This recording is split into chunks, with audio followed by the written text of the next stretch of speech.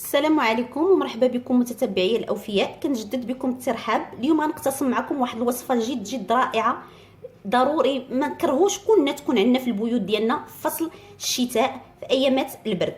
هذه الشريحه ولا التين المجفف، انا واخده واحد الكميه ديال 500 غرام، واخده معاها راس ديال الثومه، شديتها رطبتها في الماء، غسلتها مزيان وكنحلها بهذا الشكل هذا باش ما نطولش عليكم.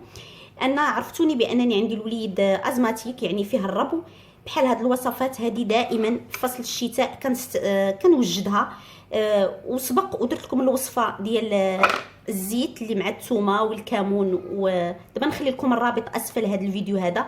حتى هي وصفه فعاله ضد السعال. هذه كتصلح للسعال مخيره، يعني للكحبه، للنزلات البرد، الناس اللي عندهم مشكل في الجهاز التنفسي.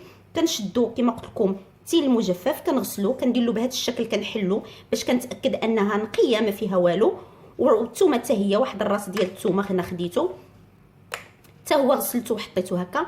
غنطيبها على البخار حتى تبخر مزيان وترطاب، وغنجيب زيت الزيتون وغنشوفوا التتمه ديال الوصفه ديالنا اللي كننصح بها السيدات انهم يديروها لوليداتهم في هذا فصل الشتاء. رائعه بزاف. حنا هاد الوصفات هادو مخيرين في فصل الشتاء. صافي ما نطولش عليكم، انا غنكمل. كنأكد بانني غسلتها اولا، فزكتها شويه الماء في الماء، غسلتها، غنحلها بحال هكا، غنطيبها على البخار وهي والثومه، وغنتلاقاو باش نشوفوا التتمه ديال الوصفه ديالنا. صافي في هذه الاثناء غنطفي عليها. صافي هي طابت مزيان. بالنسبه للثومه حيدتها قبيله باش تبقى شويه فيها الجهد ديالها، هي طابت قبل من الشريحه. صافي طفيت، غنشوفوا كيفاش غادي نحضروها. غنوجد واحد الكميه ديال الزيت اللي تكون مهمه.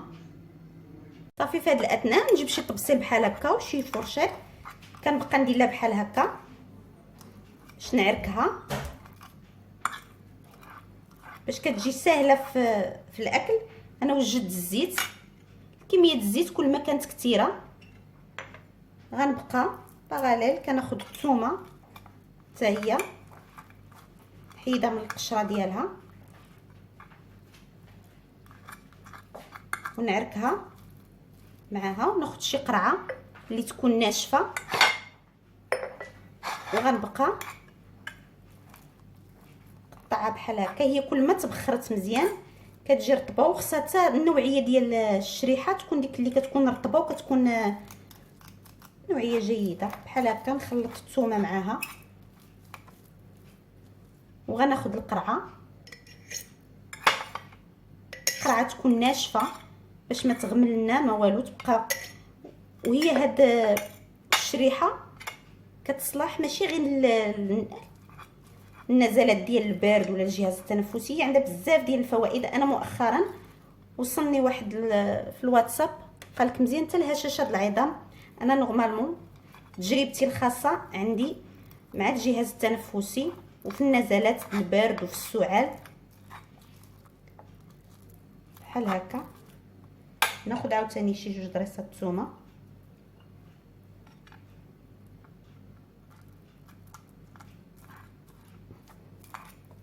مخيره بزاف عن تجربه. كلشي ماشي غير الصغار، انا في الاول غير حيت كنديرها لولدي انا، ولكن حتى حنا الا كان ضربنا البرد ولا فينا الكحبه، بالنسبه للناس المسنين بحال هكا. دابا في هذه الاثناء غنخوي الزيت، غنستمر بهذا الشكل هذا على كل كميه ديال الشريحه ولا التين المجفف. غندير وغنصب كميه ديال الزيت بسم الله بحال هكا، وغنستمر. جربوها ما ترددوش. شكون اللي جربات فيكم الوصفه الاولى؟ واحد السيده قالت لي الوليد عنده عماين ونصحوها الناس باش دير، حيت حتى شنو سميتو القرنفل حتى هو مزيان، حتى هو كنديرو لولدي، ولكن يعني شويه مجهد.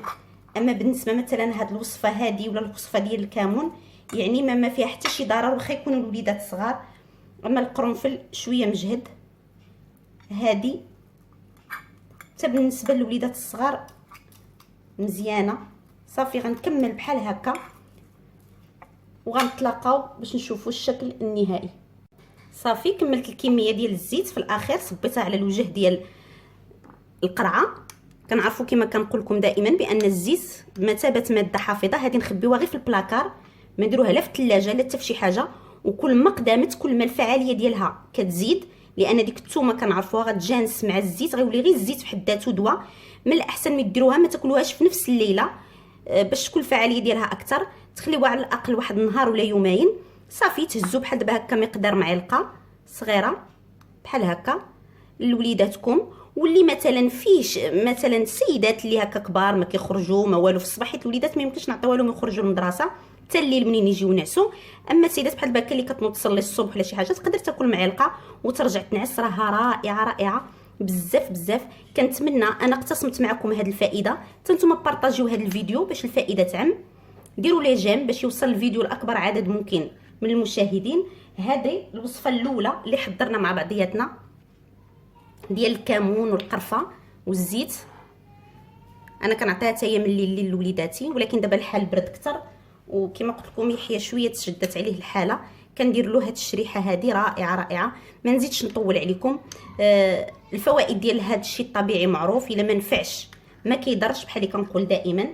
استودعكم الله، كنتمنى الشفاء للجميع، والسلام عليكم متتبعي الاوفياء. كنأكد تخبيوها غير في البلاكار، ما ديروها لا في الثلاجه لا والو. والسلام عليكم ورحمه الله تعالى وبركاته.